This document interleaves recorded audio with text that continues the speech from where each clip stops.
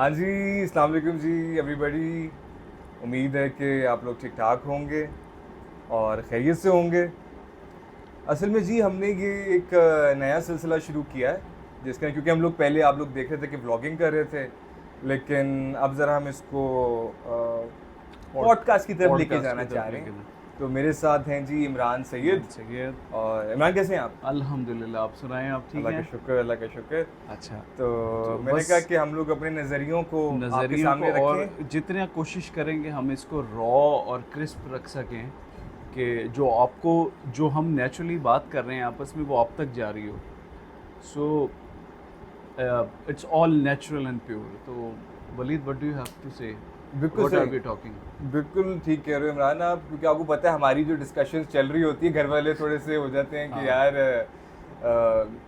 ये ऑब्वियसली आज के दौर में तो हर बच्चा बच्चा ओपिनियटेड है। opinion। और इसी तरह राइटली सो, क्या नाम है उसका, हम दोनों की भी कुछ ओपिनियंस होती हैं अपनी अपनी। तो हमारे दिमाग में एक आइडिया आया, फैमिली ने भी कुछ पुश किया, बड़ों ने भी पुश कुछ किया पुश किया कि उन्होंने, यार आप करो इस पॉडकास्ट चीज़ करो, को लोगों करो। को पसंद आएगा। हाँ। सो आज गॉड का विलिंग। आज का टॉपिक फिर वलीद क्या है हमारा? यार टॉपिक एज सच तो कोई नहीं है हमारा, मतलब वही मैं जो बताना चाह रहा था, एक गपशप। और पता है क्या, हम लोग इसको एडिट भी नहीं करेंगे, जब हम जिस तरह जिसको गपशप रॉ लगा एंड रहे हैं क्रिस्प जाने दे रहे क्लिप हैं, जाने देंगे, जिस तरह है उसी तरह रॉ, अनफिल्टर्ड। अनफिल्टर्ड। यार ये बात सुन इमरान, तूने अभी हमने हाल ही में एक मूवी देखी, थोड़ी सी इनफेमस या जैसे कहेंगे जो आजकल बड़ी हाँ। वायरल हुई हुई है, ऑब्सेशन। ऑब्सेशन। तो कैसी लगी? क्योंकि यार, तूने मैंने साथ देखी थी साथ तो देखी है हाँ, वो। हाँ। यार मैं यूजुअली जो है वो, अगर तूने नोटिस किया होगा, हॉलीवुड में भी ना क्वालिटी का थोड़ा ड्रॉबैक आया है। ठीक है। रिसेंटली अब दोबारा इन्होंने बेहतर करना शुरू किए। बीच में एक टाइम आ गया था वही एक ही तरह की मूवी जुरासिक पार्क आ रही हैं, वही रनिंग एंड ये वो। तो ये एक, आप कहते हो ना, फ्रेश फेस। ठीक है, एक बड़ा एक फ्रेश फेस आया था जिसके अंदर ऐसे टैबू टॉपिक्स हैं। अच्छा, एक तो टॉपिक वो है ना जो वो आपके लिए क्रिस्टल क्लियर है, एक टॉपिक वो है जो वो आपको बताना चाह रहे हैं। हॉलीवुड की जो एक आजकल वो बड़ी बनी हुई है एलुमिनाटीज़ को लेके, कि जो सक्सेस के लिए शॉर्टकट्स लिए जा रहे हैं।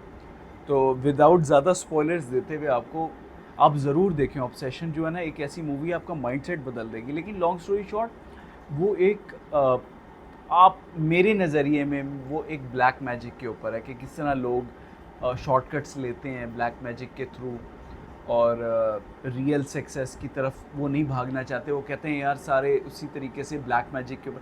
व्हाट डू यू थिंक, आपका क्या नैरेटिव था इसके ऊपर? यार वैसे मैं एक बात बताऊं तुझे, हाँ। मैंने, क्योंकि हमने साथ ही मूवी देखी थी, और हम लोग वैसे ऑडियंस की इंफॉर्मेशन के लिए कि मैं इमरान, हम लोग कजन्स भी हैं, लेकिन वे लाइक मोर लाइक फ्रेंड्स।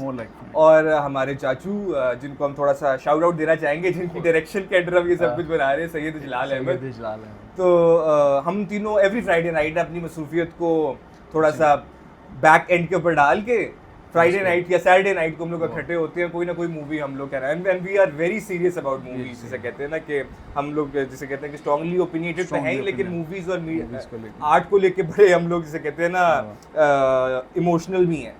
तो मैंने यार जो पर्सनली ऑब्सेशन के अंदर एक चीज़ नोटिस किया ना, कि एक बड़े अरसे के बाद ना मुझे एक हॉरर फिल्म में एक फ्रेशनेस देखने को मिली। मतलब as ironic as it sounds के फ्रेशनेस इन हॉरर, लेकिन एक ताजगी मुझे मिली। थोड़ा ऑड लगता है कहते हुए ना, हॉरर के अंदर ताजगी मिली कि जी और मतलब कि एक तो ताजगी मिली, और प्लस मुझे ना इसमें, और मैंने फौरन, तुझे याद है जब हमने ये मूवी देखी तो मैंने कहा यार कि ये चेक कर इसके डायरेक्टर की एज क्या है। तो क्योंकि मुझे हो रहा था यार कि फ्रेशनेस है, no hate towards the earlier generation जो हमसे पहले आई, क्योंकि ये भी बड़ा ट्रेंड चल रहा है बूमर्स का और लोग है ना। तो लेकिन मुझे यार एक फ्रेशनेस लगी कि यार डायरेक्शन न्यू थी। और एक चीज़ मुझे इसमें बड़ी अच्छी लगी कि जो अक्सर हमें दूसरी इंडस्ट्री से मिलती हैं, जो कि हॉलीवुड जितनी प्रेवेलेंट नहीं है, जो कि एक, I don't want to use the word excuse, but वो एक्सक्यूज ही करते हैं कि हमारे पास बजट नहीं है। और आपको पता ही है कि बजट की क्या स्टोरी है। और ये मैं आपको थोड़ा सा गाइड भी कर देता हूँ कि ये मूवी बनी हुई है approximately around less than million मेरे ख्याल $7 लाख में बनी है। और उसकी कलेक्शन आई थिंक $750,000। हाँ, कुछ भी नहीं।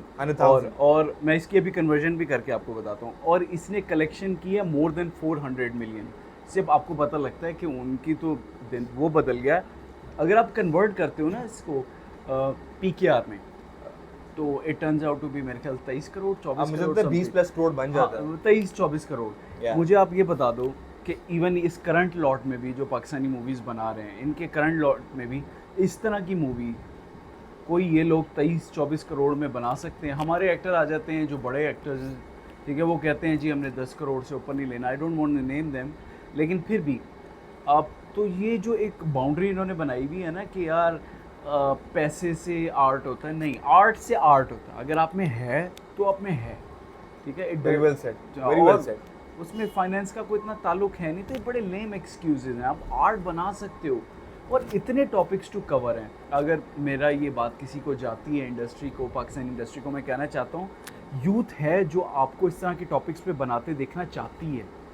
क्या, लेकिन इस पे ना मैं थोड़ा सा डेविल्स एडवोकेट प्ले करूंगा, बल्कि डेविल्स एडवोकेट क्या प्ले करना, जो वो अपनी तरफ से एक क्या नाम है उसका एक बयानिया देते हैं ना कि यार हमारी ऑडियंस जो है वो उस लेवल के ऊपर अभी मैच्योर नहीं हुई और वो लोग देखना ही सास बहू के ड्रामे चाहते हैं, तो हम लोग कैसे इंसेप्शन वाली चीज़ बना दें।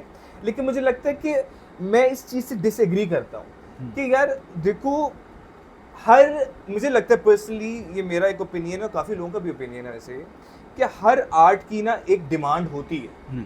हर एक मूवी की, हर एक फिल्म की, हर एक जॉनरा की, इसलिए जॉनरास होते हैं। हाँ। आप नो डाउट, मैं तो कहता हूँ यार सास बहू वाले बनाओ। In the end of the day bread and butter आपने घर का चलाना है, आपने राशन पानी चलाना है, वो एक हार्ड ट्रूथ ऑफ लाइफ है, वो आपने लेके चलनी है, वो आप करें।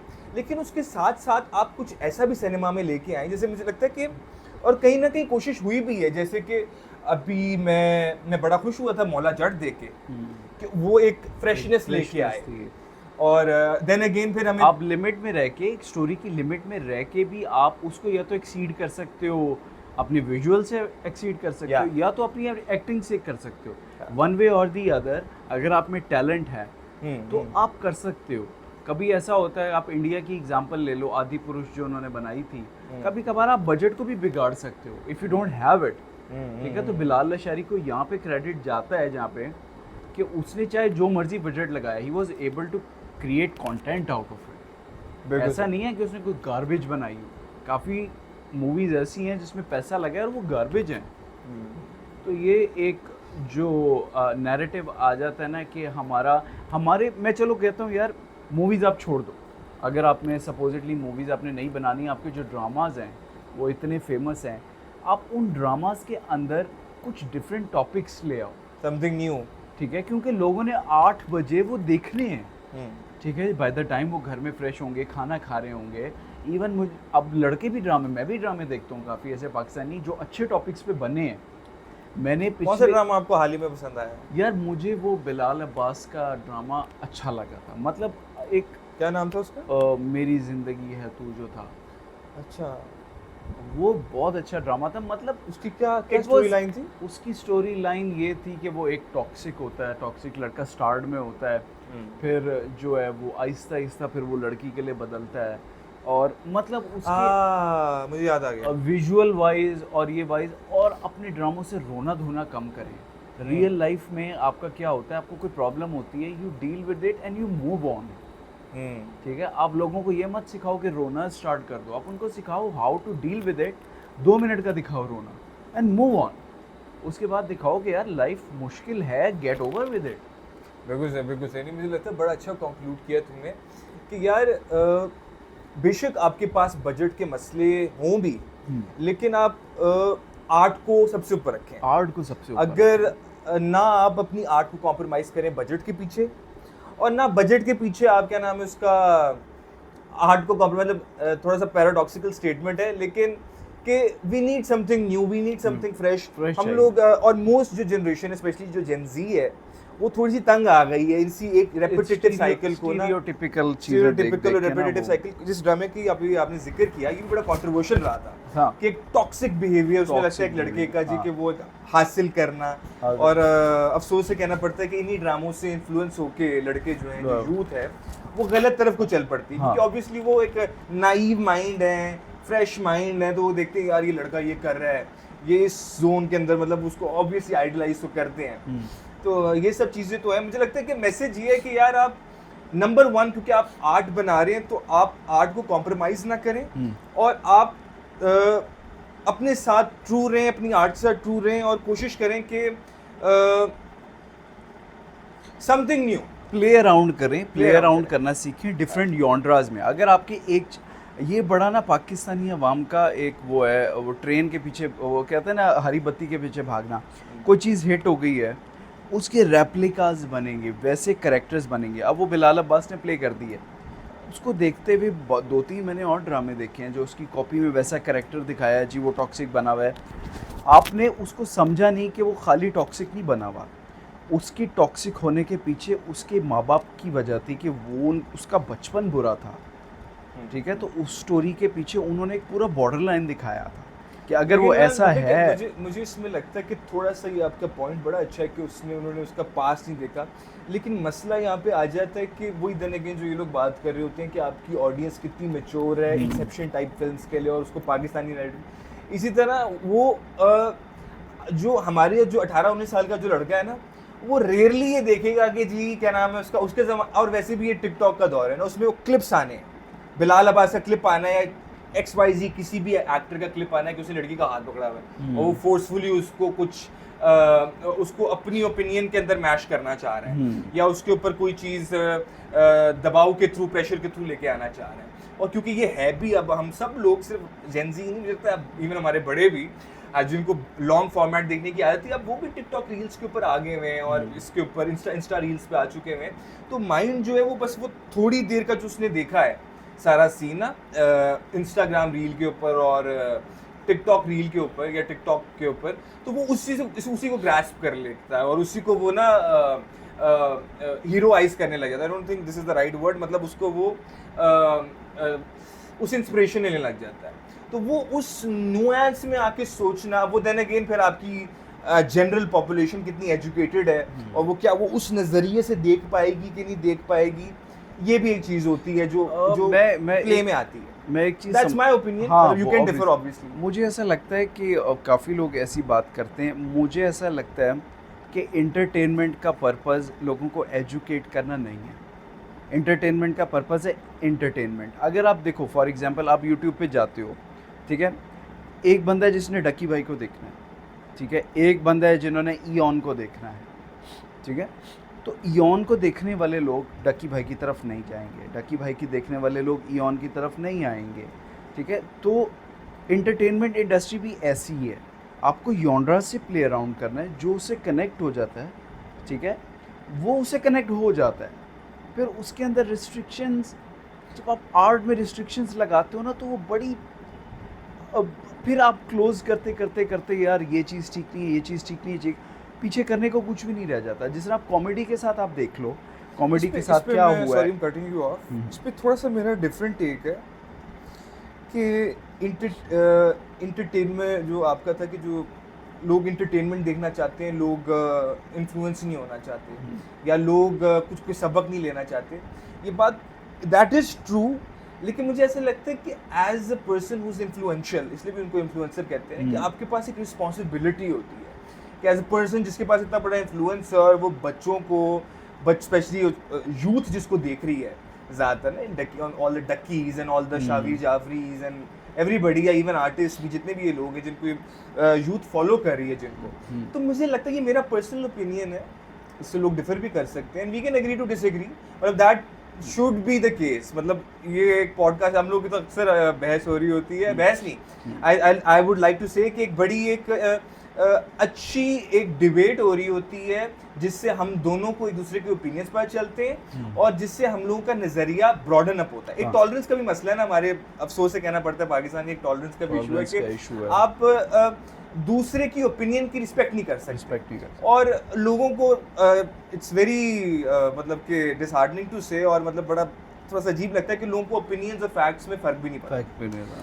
चले इस चीज़ को बैक एंड रखते हैं। हम जो बात डिस्कस कर रहे थे कि जी जो एक्टर है या कोई भी इन्फ्लुएंशियल बंदा, मुझे ऐसा लगता है यार इमरान उसके ऊपर ना एक रिस्पॉन्सिबिलिटी है कि उसने ना आने वाली जनरेशन को, क्योंकि वो शो कर रहा है और इसलिए भी हम देखते हैं ना कि सेंसर बोर्ड्स होते थे और मतलब एक ख़ास एक तरीका होता था जिसके ऊपर मैंने रिसेंटली एक हाल ही में एक इंटरव्यू किया था यासीन जोया के साथ, मिस्टर यासीन जोया, तो वो वतीन के रह चुके हैं, आई थिंक वो वतीन को लीड कर चुके हैं, और उनके CEO भी थे। इसी बात पे डिस्कशन हो रही थी, वो कह रहे थे कि उन्होंने कहा था कि उन्होंने 2018 के अंदर इसलिए रेजिग्नेशन ले लिया था कि उन्होंने कहा था कि जी सोशल मीडिया का दौर है, मेन स्ट्रीम मीडिया का दौर ख़त्म हो रहा है, और we need to put a censorship on this social media thing, क्योंकि हर बंदा क्योंकि अब आजकल हर बंदा जर्नलिस्ट है, हर बंदे के पास एक अपनी ओपिनियन है।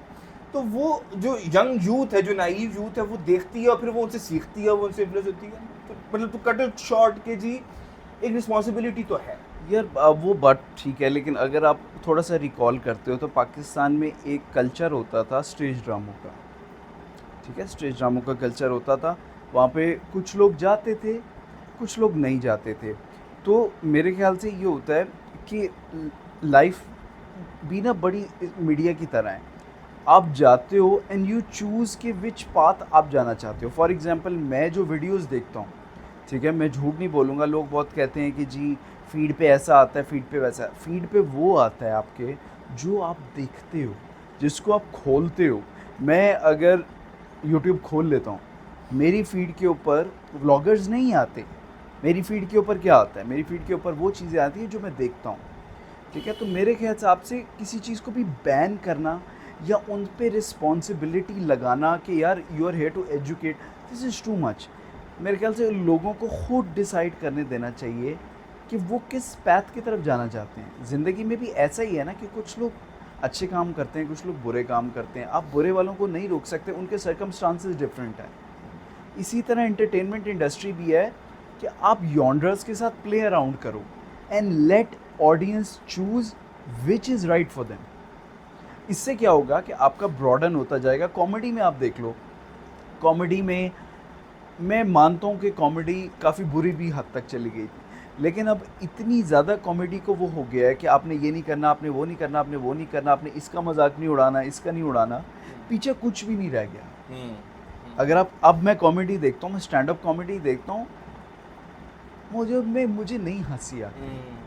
ये बहुत रिस्ट्रिक्शंस हो बहुत गई रिस्ट्रिक्शन, हैं कि आप ये जोक नहीं कर सकते, कैंसिल कल्चर भी है। एग्जैक्टली, ये कैंसिल कल्चर भी है।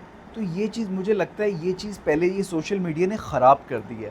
पहले लोग टीवी पे हर किस्म का कंटेंट आता था, हर किस्म का कंटेंट आता था, सारे केबल के चैनल्स आते थे, 100 चैनल आते थे, ठीक है। उसके अंदर आपको बताया जाता था कि ये पहले 30 चैनल आपके लिए हैं, उसके जो आगे 70 चैनल्स हैं वो आपके लिए नहीं है। फिर जो कुछ स्नीक अराउंड करके चले जाते थे उन 70 चैनल्स पे, वो उनका मर्जी होती थी, लेकिन वो आपकी पहले ट्रेनिंग थी कि ये 30 चैनल आपके लिए हैं, you have to watch this. पहली रिस्पॉन्सिबिलिटी माँ बाप की आती है कि वो बच्चों को क्या सिखा रहे हैं। इंटरटेनमेंट इंडस्ट्री पे इतना बड़ी रिस्पॉन्सिबिलिटी डाल देना कि they are here to educate us, मुझे लगता है that is way too much. बिल्कुल सही। मुझे लगता है कि ये दोनों पॉइंट्स, दोनों नज़रिए बिल्कुल ठीक हैं कि आपको मियाना रवि से ना लेके चलना चाहिए हर चीज़ को। बिल्कुल सारा इल्ज़ाम आप इन्फ्लुएंसर्स पर डाल दें कि यार इन्फ्लुएंसर्स की गलती है और इन्फ्लुएंसर्स ने किया है, और क्या नाम है उसको, वो बिगाड़े हैं जनरेशन को, फैमिली व्लॉगर्स बिगाड़े हैं जनरेशन को। In the end of the day खुदा ने हमें फ्री विल दी है ना, मतलब इट्स आवर चॉइस। तो ये इमरान का पॉइंट बड़ा अच्छा, बड़ा दुरुस्त है, मैं से एग्री भी करता हूँ। और सेकेंडली जो मैंने जो एक नज़रिया रखा जी कि एज अ इन्फ्लुएंशियल फिगर आपके ऊपर कुछ रिस्पॉन्सिबिलिटी होती है, क्योंकि स्पेशली अगर आप एक आपका क्या नाम है इसका एक आखिरत में बिलीफ है, एक आखिरत में अगर आपका एक कॉन्सेप्ट है, तो मुझे लगता है, मेरा एक पर्सनल मानना है कि हर इंसान से जवाबदेही होनी है, और उसकी स्पेशली रियाया की भी जवाबदेही होनी है, जो उसके अंडर आते थे, जो उसके सबॉर्डिनेट्स थे। तो हालांकि इस पे भी लोग काफ़ी डिसएग्री करते हैं, लेकिन ये मेरा एक पर्सनल मानना है, तो we can agree to disagree sometimes. अच्छा यार, मुझे ये बता कि ये सारा जो हॉरर सीन है, मतलब कि सिंपल जिनों में यकीन रखता है? यार मैं जिनों पे ऑब्वियसली यकीन रखता हूँ, मैं हर उस चीज़ पे यकीन रखता हूँ जो कुरान में जिसका जिक्र है, ठीक है, विदाउट बीइंग एनीथिंग। मेरे ख्याल जिनों का जिक्र हर रिलीजन में है, इर्रिस्पेक्टिव ऑफ इस्लाम, और हर रिलीजन में उनका जिक्र है, और कुरान में कह दिया कि वो एग्जिस्ट करते हैं तो वो एग्जिस्ट करते हैं। हाँ, किसी चीज़ का कॉन्सेप्ट अगर नहीं है जो मुझे वेग लगता है, वो बदरुओं का कॉन्सेप्ट लगता है कि मैंने थोड़ा सा ना इसमें हमारा एक इनसाइड जोक था जिसके अंदर वो हम लोग बिलीफ सिस्टम्स के ऊपर पिछले दिन सवाल जवाब कर रहे थे ना, तो मैंने इसलिए से ऐड कर दिया कि जी जिनों के ऊपर बिलीव करता है और इमरान, मुझे पता है। लेकिन ये है कि जिनका तो ऑब्वियसली हम लोग एज मुस्लिम्स हमारे ऊपर मानना एक ये चीज़ फ़र्ज़ है, रिस्पॉन्सिबल है। लेकिन आपको मैं जो पर्सनल चीज़ जानना चाहता हूँ ना कि यार दो चीज़ें होती हैं ना इसके अंदर कि या तो आप क्या नाम है उसका हॉरर फिल्म देख के डर जाते हैं, या फिर आप हॉरर फिल्म को देख के आपको, और मुझे एज मतलब कि हम लोग क्योंकि बाद में, क्योंकि हम लोग को तो आदत है ना कि मूवी देख के भी उसके बाद फिर उसके रिव्यूज़ पढ़ते हैं, मूवी देखने से पहले भी उसके रिव्यूज़ पढ़ते हैं, क्योंकि हम लोग we are in that way बड़े, मतलब हम क्यूरियस भी हैं और हम लोगों का शौक भी है, पैशन भी है इसको लेके। लेकिन क्या तेरा टेक है इसके ऊपर कि ये जो जितना भी जिनों की जितनी भी मूवीज़ बनती हैं इसको लेके कि इसको देख के आपका डर बढ़ जाता है स्पेसिफिकली तेरा, या तू और क्यूरियस हो जाता है कि यार मैं ऐसा रिसेंट मूवी देखी? मैं अभी जो भी पिछले दिनों बात कर रहा था कि मुझे समहाउ जिनों से डर इसलिए नहीं लगता क्योंकि मुझे चीज़ पता लग गई वो और हम साइमल्टेनियसली एग्जिस्ट करते हैं, ठीक है। ये जो हमारी बॉडी है ये एक वेसल है, इसके अंदर जो सोल है वो भी जिन की तरह है। अगर फॉर एग्जांपल मैं अगर इन माय प्योर कॉन्शियसनेस अगर मेरी बॉडी कॉन्शियस हो, मेरी सोल निकल के यहाँ पे खड़ी हो जाए एंड समहाउ मैं अपनी सोल को देख सकूँ, तो मेरा फर्स्ट इनिशियल इंस्टिंक्ट क्या होगा? मैं डर जाऊँगा, हालांकि वो इस बॉडी के अंदर थी। हाँ, मैं बात कर रहा हूँ, तुम बात करिए, सोल बैठी हुई है, उसके ऊपर एक वेसल है। So why do you have to be afraid of something जो कि हमारी तरह है और वो साइमल्टेनियसली एग्जिस्ट करते हैं, अनटिल एंड अनलेस आप उनकी विसिनिटी में घुस के आप उनको डिस्टर्ब नहीं कर रहे हो। तो 99.99% जो डेटॉल की भी वो उतनी वो आपको नहीं हार्म करते। और एस्ट्रल प्रोजेक्शन को लेके क्या लेना है आपका, मतलब क्या ख्याल है सुपरस्टिशन को लेके? मतलब एस्ट्रल प्रोजेक्शन एज सुपर नहीं, I am talking about astral projection. Astral projection को लेके क्या मानना है, क्या बिलीफ है, क्या सोचते हो उसके बारे में? मैंने ऐसे मैजिशियंस देखे हैं, जो मैंने कुछ शोज़ देखे थे जिसके अंदर दे क्लेम्ड दैट उन्होंने एस्ट्रल प्रोजेक्शन की है और वो किसी को पर्टिकुलर कॉलर आता है उसको कहते हैं कि आपके कमरे में ये लगा हुआ है, कि ये एक वो पाकिस्तानी बड़ा मशहूर है, वो ऐनक वाला, मुझे शावीर है कुछ करके नाम है उसका, वो मैजिशियन है, वो एस्ट्रल प्रोजेक्शन में काफ़ी ज़्यादा, तो वो उसको एक कॉल आई लड़की की। जिन ऑडियंस को नहीं पता, हालांकि आजकल तो ऑडियंस थोड़ी स्मार्ट हो गई है क्योंकि आजकल ये जो सूफी पॉडकास्ट हैं और बड़ी से कि यार ये जो कुछ ऐसी पॉडकास्ट पॉपुलर हो गई हैं जो सुपर नेचुरल चीज़ों को लेकर, तो लोग आजकल आहिस्ता आहिस्ता एजुकेटेड हो रहे हैं। लेकिन जिन लोगों को नहीं पता एस्ट्रल प्रोजेक्शन क्या होती है, थोड़ा आप एलैबोरेट करना चाहोगे? हाँ, एस्ट्रल प्रोजेक्शन होती है कि जब आपकी रूह आपकी बॉडी से निकल जाती है और वो ट्रैवल करके किसी भी स्पेस में जा सकती है। इट कुड बी एनीथिंग, चाहे वो वर्ल्डली स्पेस हो, चाहे वो दुनिया और मौत के दरमियान की एक स्पेस हो, ठीक है। तो काफ़ी लोग इस चीज़ से अग्री करते हैं कि एस्ट्रल प्रोजेक्शन समहाउ पॉसिबल है कॉन्शियसली करना। अनकॉन्शियसली में काफ़ी चीज़ें आ जाती हैं जिसमें कॉमा भी आ जाता है। मुझे क्या लगता है ये होता है यार? मैं अभी पिछले दिनों एक वीडियो देख रहा था जिसमें वो बता रहा था ब्लॉगर कि जो आपका कॉमा होता है ना, comma is like astral projection, कि आपकी बॉडी जो है, आपकी जो सोल है ना, वो ट्रैवल करती है वो आपको देख रही होती है। जितने भी लोग कॉमा में थे उन्होंने ये बताया था कि हम देख रहे थे एज सच के सामने हमारी बॉडी लेटी हुई है और हम बिल्कुल उसके सामने हैं। तो समहाउ कुछ डॉट्स कनेक्ट करते भी हैं और कुछ नहीं भी करते कि एस्ट्रल प्रोजेक्शन। लेकिन उसमें वही बात आ जाती है कि अगर आप ट्रैवल करते हो तो क्या आपकी बॉडी में आप वापस आते हो, या वो जिन लोगों ने इंसीडियस देखी है तो आप उसका थोड़ा ब्रीफ करो उस चीज़ को।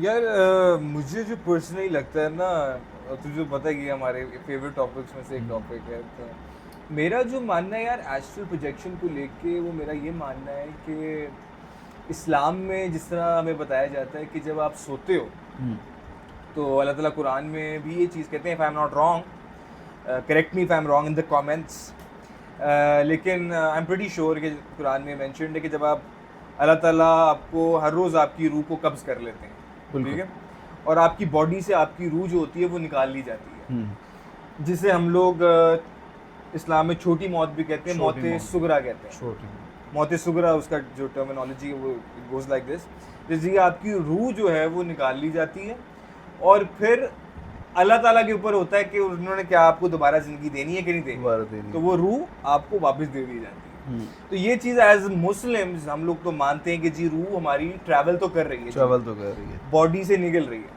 क्योंकि ये बॉडी जो है ये है एक वेसल, जैसे आपने बोला जसद है, एक वेसल है।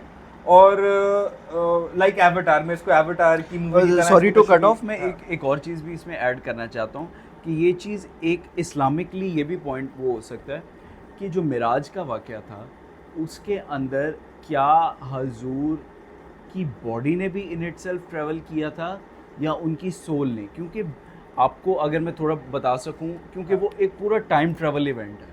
इसको लेके आते हैं, दिस इज इंटरेस्टिंग। मैं एस्ट्रो कवर कर लूं ताकि ऑडियंस बीच में लूप में ना रह जाए कि यहाँ तक तो समझ लगी जी कि यार और ये बड़ा इंटरेस्टिंग टॉपिक भी है बड़ा, और आजकल बड़ा पॉपुलराइज्ड भी है। तो जी के रूह निकल गई बॉडी से बाहर सोते हुए आपकी, ये तो क्लियर हो गया जी। और अल्लाह ताला ने भी कुरान में कह दिया जी कि हम इनकी रूहें निकाल लेते हैं, और जिसको मौत सुगरा के अंदर भी वो लेवलाइज हो जाता है। और अब ये अक्सर मूवीज़ में भी देखते हैं कि इंसिडियस वगैरह के अंदर अक्सर मूवीज़ के अंदर दिखाया गया कि जी वो ट्रैवल करती है सोल आपकी। जो बॉडी हो गई वो आपकी जसद हो गई, जो मैं एग्जांपल लेके आना चाह रहा था ना एवटार की, कि जी एवटार में वो क्या दिखाते हैं कि वो खुद पैरालाइज्ड होता है, लेकिन बट वो एक एवटार में आ जाता है। होता क्या है कि वो अपनी कॉन्शियसनेस को, वहाँ पे उन्होंने रूह यूज़ नहीं किया, वो अपनी कॉन्शियसनेस को, उसकी कॉन्शियसनेस को वो उस एवटार बॉडी में डाल देते हैं, ट्रांसफ़र कर देते हैं। इसी तरह मेरा ये मानना है कि, और ये काफ़ी ये बात स्कॉलर्स के अंदर, कुछ स्कॉलर्स के लिए काफ़ी प्रोमिनेंट स्कॉलर्स के लिए मशहूर है कि यार ये जो बॉडी है ये दिस इज जस्ट वेसल, और इसके अंदर आपकी रूह आई है जिसको लोग कॉन्शियसनेस भी कहते हैं। जिसमें अल्लाह ने भी जिक्र किया है इसका कुरान में कि अल्लाह ने खुद अपना पार्ट एज अ रूह हमारे अंदर फूका है। हाँ ठीक है। तो अच्छा, ये आप बड़ी इंटरेस्टिंग जगह बात को लेके जाना चाह रहे हैं, लेकिन मुझे पता नहीं है कि ये बात अभी आगे हम कितना हजम कर पाएंगे, लेकिन ठीक है, सही है, क्योंकि ये बात तो सच है कि जिसको आप मेंशन कर रहे हैं कि जी कुरान में भी आते हैं कि रूह ही कि जी हमने रूह को अपनी उससे मतलब it was part of him कि जो उसमें हमारे अंदर आई, जो कि बड़ी मुझे तो बड़ी एक ब्यूटीफुल चीज़ लगती है, बहुत ब्यूटीफुल, कि मतलब कि we were part of him, और ताला ने अपना एक पार्ट हमारे अंदर डाला, और जो कि उसको बड़ा इंटरेस्टिंग भी बनाता है और बड़ा थोड़ा सा कंट्रोवर्शियल टॉपिक भी बनाता है। कंट्रोवर्शियल क्योंकि दुनिया में सिर्फ दो चीज़ें हैं जिनके पास फ्री विल है, ठीक है, कॉन्शियसली फ्री विल है, एक इंसान और एक खुदा, एंड जिन। हाँ, जिन के पास भी फ्री विल है, जिनके पास भी फ्री विल है, और इंसान के पास भी फ्री विल है। यू नो वन थिंग, लेकिन जिन जो है उस तरीके से इंटरेक्ट नहीं कर सकते चीज़ों, दुनियावी चीज़ों के साथ जिस तरह इंसान कर सकता है। नहीं कर, अगर हम सिर्फ फ्री विल की बात करें ना इमरान, जहाँ तक मुझे पता है, you can correct me if I am wrong, but जहाँ तक मुझे लगता है ना कि शैतान who was jinn, सॉरी यार, हम लोग की कन्वर्सेशन इसी तरह होती है मिक्स, और आप लोगों को हम कभी भी पिन डाउन नहीं करेंगे कि कोई मूवी पे बात हो रही है, ऑब्सेशन पे बात हो रही है, तो मूवी हमारी इंडस्ट्री पे बात हो रही है, तो हम कहीं पे भी ले जाएंगे टॉपिक भी are like that, but bear with us. और मुझे लगता है कि कुछ आजकल जनरेशन हमारी है भी ऐसी कि वो पसंद भी ऐसे करती है। हम लोग थोड़े से ना टिकटॉक माइंड्स हो गए हैं, फौरन हमें कुछ नया चाहिए। बट वे वाज है कि जी शैतान इज ऑल्सो जिन, शैतान वाज जिन, बेसिकली उसने इबादत करके अपना मुकाम इतना बढ़ा लिया कि वो फरिश्तों की कैटेगरी में आ गया। ठीक है, मैं कैमरे से कहीं बाहर ना हो रहा हूँ तो थोड़ा आगे आ जाता हूँ। तो वो था बेसिकली जिन, और हमें पता है कि जिन और इंस बार बार कुरान के अंदर टॉपिक आया है, और वो बार बार रिपीट भी हुआ है, और इन दोनों का हिसाब किताब भी होना है, और हिसाब किताब तभी होगा आपका जब आपके पास फ्री विल होगी, जब आप मर्जी से कह रहे होंगे। तो ये चीज़ तो हमने डिसाइड कर ली, तो कि दोनों के पास फ्री विल है। एक जो मैं आपको इंटरेस्टिंग चीज़ बताना चाहता हूँ, जहाँ पे थोड़ा सा मेरा भी माइंड ना बॉगल हो गया था, तो तुझे बड़ा मजा आएगा कि ना हम ये बचपन से सुनते आते हैं कि जी जिन ने, जो कि शैतान था, लेट्स कॉल हिम शैतान था कि लोगों को उसने क्या नाम है उसका बोला कि जी, और ये मेरा ना बिल्कुल मेरा ना इसको लेके पॉइंट ऑफ व्यू ही बदल गया था। मैंने पिछले दिनों ये सुनी, मुझे पता है लोगों को पता होगा कि मैं किन की बात कर रहा हूँ, वो भी आजकल बड़े पॉपुलर हैं, लंबे बाल रखे हुए, लेकिन दो मैं हर बंदे से डिसएग्री भी करता हूँ, कुछ हद तक कुछ हद तक एग्री भी करता हूँ, वो हर बंदे की अपनी एक होती है। बहरहाल मैं जो पॉइंट पे रहता हूँ कि मुझे जो ओपिनियन मिली है, जो बड़ी फ्रेश थी कि जी हमें पता था कि जिन ने एक इनकार किया कि यार मैंने सजदा नहीं करना, अल्लाह ताला के आगे बागी हो गया वो। उसने बोला शैतान ने कि मैं इंसान के आगे नहीं करूँगा सजदा। तो काफ़ी लोग इसमें कहते हैं जी कि शैतान की ईगो भी बहुत हाई थी और उसने बोला कि मैं एक मट्टी, वो मट्टी का है, यही एक थी ना, यही बेसिकली कॉन्फ्लिक्ट पॉइंट ये था कि ये मिट्टी का बना है, मैं आग का बना हूँ। ये सबको पता था, ये जनरलाइज्ड एक ओपिनियन थी। लेकिन what changed everything for me was कि असल में जिस बात पे वो चिढ़ा था ना, वो ये नहीं था कि वो मिट्टी का है या मैं आग का हूँ। जो आप रूह की बात कर रहे थे ना, वो इस बात पे चिढ़ा था कि अल्लाह ताला ने अपना पार्ट, अपना रूह, जो उनका पार्ट ऑफ हिमसेल्फ, वो उन्होंने उसमें डाला। वो उसको एक हायर लेवल ऑफ अथॉरिटी दी हमें, या हमें वो इतना काबिल समझा और उसको उस लेवल के ऊपर काबिल नहीं समझा कि उसको रूह जैसी चीज़ अनायत की जाती है। तो इस चीज़ के ऊपर ही गॉट वेरी एंग्री कि अल्लाह ताला आपने मुझे इसको रूह दे दी, और मुझे रूह नहीं दी। मतलब ये इस चीज़ पे मैं बड़ा कंफ्यूज होता था कि यार सजदा कर ही देता क्या होता है। लेकिन जब ये पॉइंट मेरे सामने आया ना, तो मतलब ये पूरा सिनेरियो मेरे चेंज हो गया। तो इसमें मैं तेरा जानना चाहता हूँ कि तुझे इस पे क्या लगता है कि सारे सिनेरियो पे कि रूह हमें मिलना और उसको ना मिलना, इस नज़रिए को, मतलब is this the first time you are hearing this कि पहले तो सुन चुका है? मैं अभी इस नैरेटिव को मैं पहली दफ़ा सुन रहा हूँ, लेकिन वो जो ऑब्वियसली शैतान को लेके उसको जो सारी ज़िंदगी जो मेरा नैरेटिव रहा है, ठीक है, लेकिन मैं थोड़ा सा डेविल एडवोकेट पहले प्ले करता था। मैं एक चीज़ डेविल के लिए डेविल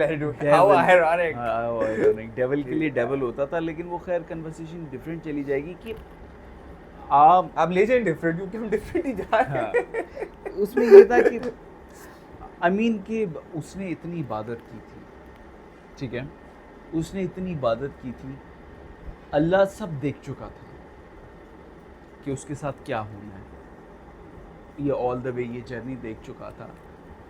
तो क्या he could have prevented it from happening it, कि वो एक टॉकिंग अबाउट गॉड हिमसेल्फ, हाँ, कि उसने इतनी इबादत की। ये चीज़ मैं बता रहा हूँ जो मैं समझता था। मैं बड़े अरसे से कहता था, मैं कहता था यार फिर मेरी इबादत का क्या फ़ायदा अगर मुझे एट दी एंड आप इस तरह सरफेस लेवल पे आ जाऊँगा। लमिया ने जब उसको इब्लीस को सरफेस लेवल पे ले आए, तो हम फिर मुझे एक चीज़ पूरी उसकी अंडरस्टैंडिंग समझ आई कि जब मैंने लाइफ में अंडरस्टैंड किया कि he was meant to do this, उसने जो भी किया, ठीक है। अब यहाँ पे बात आ जाती है फ्री विल की और डेस्टिनी की। मैं बात कर रहा था डेस्टिनी की, कि उसकी डेस्टिनी को चेंज किया जा सकता था, लेकिन डेस्टिनी बनती है आपकी free will say. Supposedly for example मैं आपको एक एग्जांपल देता हूँ। एक बंदा है, वो मैंने आपके कज़न उमर से मेरी बात हो रही थी, उसने कहा था कि एक बंदा कह रहा था कि क्या मैं अगर ये पत्थर उठा के तुम्हारे सर पे मारूं तो क्या तुम वो पत्थर तुम्हें लगेगा, तुम्हारी किस्मत में अगर लिखा हुआ है तो वो लगेगा? तो उसने बोला कि आई डोंट, वो ये मुझे रिमेम्बर नहीं कि उसने क्या बोला, लेकिन उसने पत्थर उठा के उसको मार दिया, वो उसको लग गया, उसका सर फट गया, ठीक है। तो उसने आगे से बोला हाँ हाँ ये देख लो तुम्हारे खुदा ने ये लिखा हुआ था तुम्हारी किस्मत में, यानी ये लिखा हुआ था तुम्हारी डेस्टिनी में। उसने बोला हाँ ये मेरी डेस्टिनी में लिखा हुआ था, लेकिन इसकी होने की वजह तुम बन गए, यानी मेरे सर पे पत्थर खाना लिखा था, लेकिन वो पत्थर मारने वाला उसकी वजह बन गया। तो वो जो बंदा था ना जिसका मारना पत्थर, वहाँ तक उसकी फ्री विल थी, ठीक है, समझ आ रही है, वहाँ तक उसकी फ्री विल थी, लेकिन दूसरे बंदे को पत्थर लगना डेस्टिनी थी। इसी तरह शैतान ने जो करना था अपने ईगो में आके, वो उसकी फ्री विल थी कि उसने कहना था मैं ईगोइस्टिक हूँ, मैं बड़ा हूँ, वहाँ तक उसकी फ्री विल थी। अल्लाह ने डेस्टिनी भी तब वो इसलिए लिखी क्योंकि वो शैतान की फ्री विल थी कि उसने वो करना था। वो डेस्टिनी नहीं थी, वो फ्री विल थी, वो उसकी चॉइस थी। आपका ये मानना है कि उसने डेस्टिनी को लेके, क्योंकि एक ऐसा नुक्ता है जिसके ऊपर हर बंदे का ना बड़ा डिफरेंट ओपिनियन होता है. This is very interesting for me कि तू किस तरह सोचता है इसको लेके ना, कि डेस्टिनी में उसके लिखा हुआ था. थोड़ा सा इसको थोड़ा सिंपलीफाई करेगा वन सेंटेंस में. मैं आपको बता देता हूँ. फॉर एग्जाम्पल, इस गिलास का उठना डेस्टिनी है, ठीक है, लेकिन इस गिलास को मेरा उठाना मेरी फ्री विल है. इस गिलास ने इस टाइम पे, इस पर्टिकुलर टाइम पे इस तरह उठना था, ये इसकी डेस्टिनी थी, ठीक है. लेकिन मेरा इसको उठाना और यहाँ तक लेके आना, ये फ्री विल थी. थोड़ी सी बात समझ आई कि वो जो इवेंट है वो डेस्टिन्ड है, लेकिन उस इवेंट का पार्ट कौन बनेगा वो फ्री विल है. Interesting, very interesting, very interesting.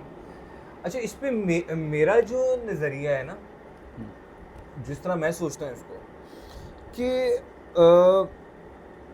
जो ये सारा प्री डेस्टिनेशन का एक बड़ा, एक हमें लगता है स्पेशली यंगस्टर्स में ना ये एक चीज़ आती है कि यार, और हम भी यंगस्टर्स हैं, हम लोग कोई सूडो इंटेलेक्ट नहीं बन रहे, हम लोग ना बनना चाह रहे हैं, ना हम लोग स्टूडेंट्स हैं, सीखना चाह रहे हैं, जो हमारे दिलो दिमाग में चलता है उसको हम एक्सप्रेस कर रहे हैं, और हम गलत भी हो सकते हैं. And we are not afraid to be wrong. हम रॉन्ग नहीं चाहिए और एक्सेप्ट करना चाहिए, और आप हमें दलील दो, हम अपनी ओपिनियन चेंज कर. मेरा जो पर्सनली डेस्टिनेशन को लेके जो मेरा नज़रिया था ना यार, कि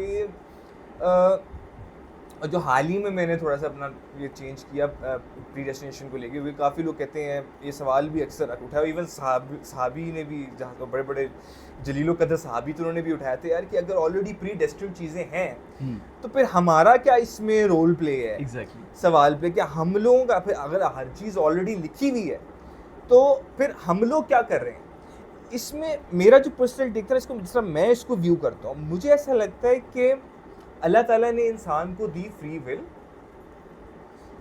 और अब ये थोड़ा सा कंट्रोवर्शियल भी हो सकता है, सो बेयर विद मी, और थोड़ा सा इसको ना इसको थोड़ा सा आपको फोकस करना पड़ेगा इस बात के ऊपर कि अल्लाह, जो ये मेरा पॉइंट ऑफ व्यू है कि अल्लाह ताला ने इंसान को दी फ्री विल कि वो कुछ भी कर सकता है, राइट और रॉन्ग के दरमियान, क्या नाम है उसको, वो चूज करके वो कुछ भी कर सकता है. ज़ोर आजमाई नहीं है, फरिश्तों के पास ये फ्री विल नहीं है, एज वी नो, ऑब्वियसली इंसान और जिन के पास है.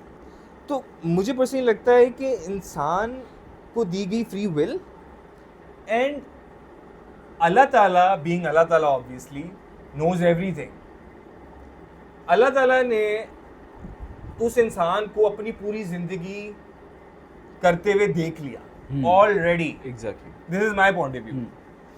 कुछ लोग कहते हैं जी ऑलरेडी अल्लाह ताला ने पहले लिख लिया, लोगों का मेजॉरिटी लोगों का क्या, अल्लाह ताला ने लिख लिया. हाँ. और क्योंकि अल्लाह ताला ने, क्या नाम है, अल्लाह ताला ने लिख लिया और फिर उसने किया. मेरा ये मानना है कि अल्लाह ताला ने फ्री विल दे दी, और अल्लाह ताला की इमेंस नॉलेज की वजह से अल्लाह ताला ने देखा, फ्री विल दी, अल्लाह ताला ने देखा कि उस फ्री विल के साथ उसने क्या किया, और फिर अल्लाह ताला ने लिख लिया. इंटरेस्टिंग, वेरी इंटरेस्टिंग, बहुत इंटरेस्टिंग. मतलब कि किया सब कुछ मैंने. हाँ, इस वक्त ये पानी अल्लाह ताला ने नहीं लिखा था कि मैं उठाऊंगा. अच्छा, ये बड़ा कंट्रोवर्शियल हो सकता है, आजकल तो आग भी लगा देते हैं. लेकिन बहरहाल on a serious note, because this is a very serious point, कि मेरा ये मानना है कि ये ग्लास मैंने उठा लिया, ये मेरी ही फ्री विल थी. ये अल्लाह ताला ने लिखा नहीं कि वलीद उठाएगा, अल्लाह ताला ने देखा कि वलीद उन्होंने उठा लिया ग्लास, अल्लाह ताला ने कहा वलीद ने उठा लिया. ठीक है, मेरे करने से पहले भी अल्लाह ताला को पता था कि मैं ग्लास उठाऊंगा, वो मेरी ही फ्री विल है, वो मैं ही कर रहा हूँ. लेकिन क्योंकि अल्लाह ताला की नॉलेज इतनी इमेंस है कि अल्लाह ताला फ्यूचर, पास्ट, प्रेजेंट, हर जगह प्रेजेंट है. तो अल्लाह ताला को ज़रूरत नहीं है ये जानने की, क्या नाम है उसका, कि अल्लाह ताला ने लिख लिया.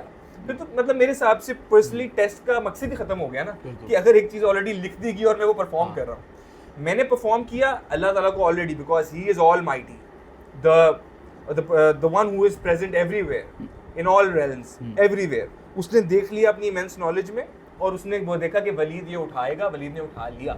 यानी उन्होंने सारी पॉसिबिलिटीज पहले देख ली, पॉसिबिलिटी देख ली, और उस पॉसिबिलिटीज नहीं देखी, उन्होंने देखा कि इमरान ने एक टाइमलाइन को डिस्कस करते हैं, क्योंकि इसके बाद हम लोग करने लगे डिस्कस मिराज, जो कि बहुत इंटरेस्टिंग होने वाला है.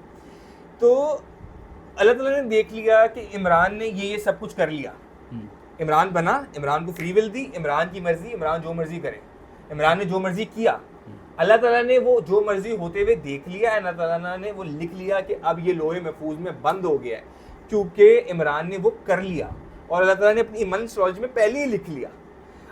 ठीक है ना। अब लोग पता करते हैं, लोग अल्लाह ताला को ना या अपनी जिस खुदा को भी मानते हैं उसको एक स्क्वायर, एक बबल में फिक्स करने की कोशिश करते हैं अपने छोटे दिमाग के मुताबिक। मेरा भी छोटा दिमाग है, सबका छोटा दिमाग है। हम लोग उसको एक बॉक्स के अंदर खुदा की ज़ात को, इतनी बड़ी ज़ात को, अब मुझे लगता है हमें शर्म भी आनी चाहिए कि हम उसको एक बॉक्स के अंदर कि अल्लाह ताला हिसाब किताब लेंगे या अल्लाह ताला ने पहले ही लिख लिया। हम यूनिवर्स को अपने ब्रेन के मुताबिक सिंप्लीफाई करने की कोशिश करते हैं, और ये हमारी आदत भी ये रही है ना। इंसान की हिस्ट्री उठा के देख लो, वो हर चीज़ को एक्सप्लेन करना चाहता है। हाँ। और जो चीज़ उसकी एक्सप्लेनेशन में नहीं आती, या तो वो उसको बिल्कुल छोड़ देता है, या उसे बदजन हो जाता है, या वो अपने फॉल्स कंक्लूजन्स बनाने लग जाता है।